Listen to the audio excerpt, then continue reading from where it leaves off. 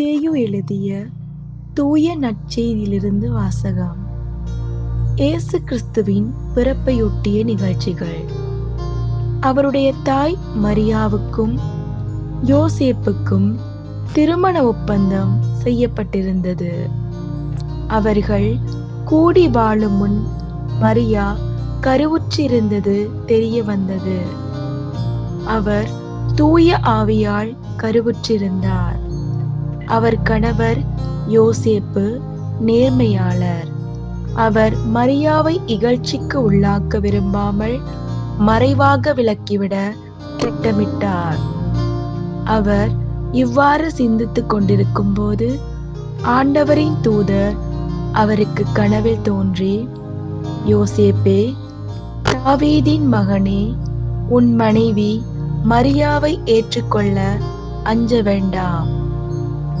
ஏனெனில் அவர் கருவுற்று இருப்பது தூய ஆவியால்தான். அவர் ஒரு மகனை பெற்றெடுப்பார். அவருக்கு இயேசு என பெயரிடுவீர். ஏனெனில் அவர் தம் மக்களை அவர்களுடைய பாவங்களிலிருந்து மீட்பார் என்றார். இதோ, கன்னி கருவுற்று ஒரு ஆண்மகனை பெற்றெடுப்பார். அக்குழந்தைக்கு இம்மானுவேல் என பெயரிடுவர் என்று இறைவாக்கினர் வாயிலாக ஆண்டவர் உரைத்தது நிறைவேறவே இவை யாவும் நிகழ்ந்தன. இம்மானுவேல் என்றால் கடவுள் நம்முடன் இருக்கின்றார் என்பது பொருள்.